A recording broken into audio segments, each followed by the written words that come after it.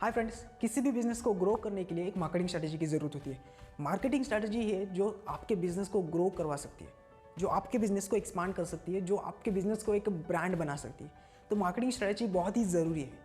तो आज हम इस वीडियो में ऐसे ही एक बिजनेस की मार्केटिंग स्ट्रैटेजी के बारे में जानने वाले हैं जो कि बहुत सक्सेसफुल रहा। So hi friends, my name is Deepak, I am a digital marketer, passionate learner and now a YouTuber.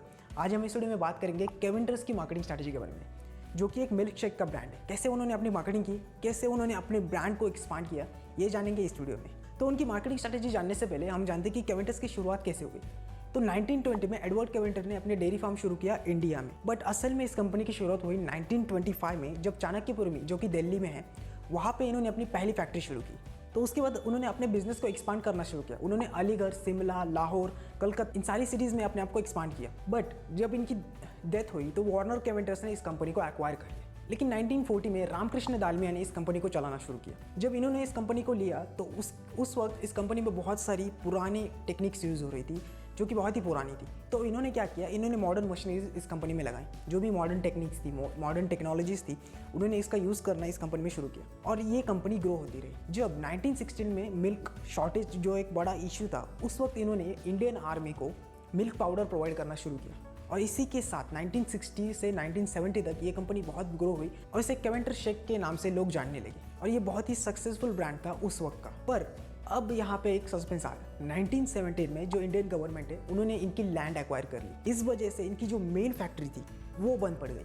But जबकि इनकी मेन फैक्ट्री बंद थी, तभी भी इनके जो आउटलेट्स थे, जो बाकी सारे प्रोडक्ट्स थे, वो काम कर रहे थे, क्योंकि इनका नाम था मार्केट में, ये एक ब्रांड थे, इसलिए लोग इनका प्रोडक्ट परचेस कर रहे थे। बट इनकी फैक्ट्री बंद होने की वजह से इनका डाउनफॉल शुरू हुआ। अब 2015 में अगस्त कृष्ण दालमिया, जो कि रामकृष्ण दालमिया के ग्रैंडसन थे, उन्होंने इस कंपनी को रीलॉन्च करने का सोचा।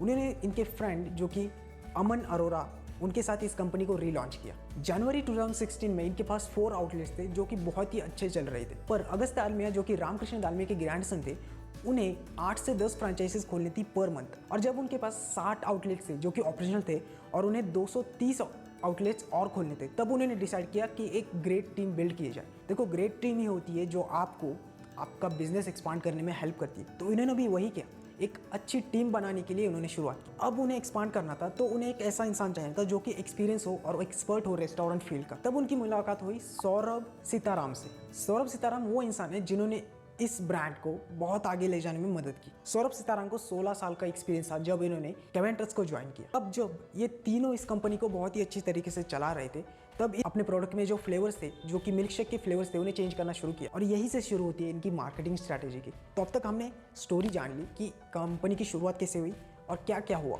अब जानते हैं इन्होंने क्या मार्केटिंग स्ट्रैटेजी यूज़ की। जब सौरभ सीताराम इस कंपनी में ज्वाइन हुए, तब उन्होंने क्या किया, उन्होंने न्यू फ्लेवर्स को ट्राई करना शुरू किया।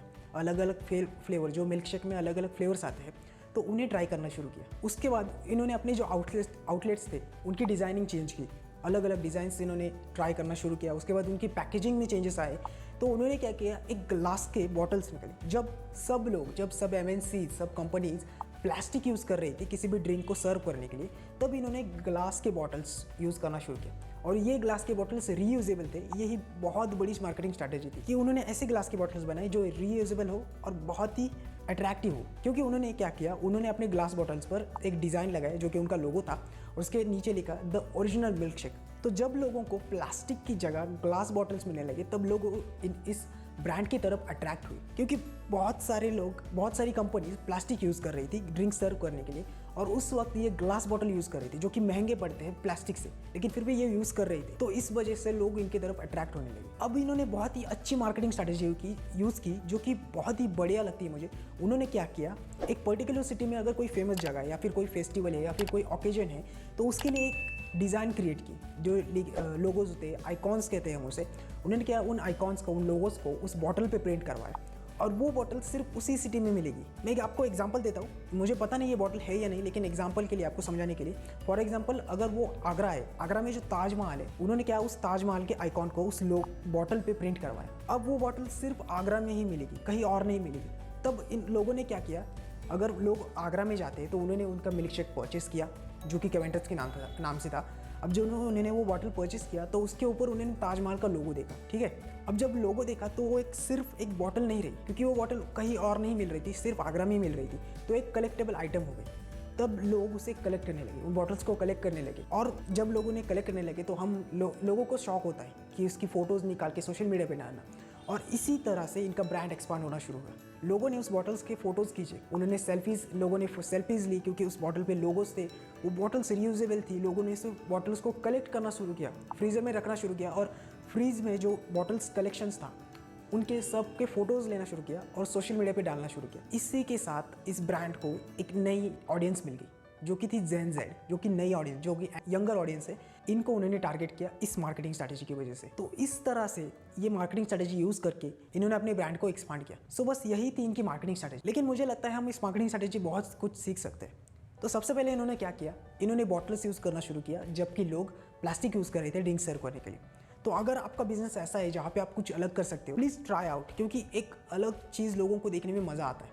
आपका ब्रांड एक्सपांड हो सकता है अगर आप कुछ अलग ट्राई करें। आप कोई भी बड़ा ब्रांड देख लो, वो सब कुछ अलग ट्राई करते हैं, इस वजह से वो आज ब्रांड है। दूसरी चीज़ जो इन्होंने की वो थी फ्लेवर्स में चेंजेस, डिज़ाइनिंग और पैकेजिंग पे पूरा ध्यान दिया।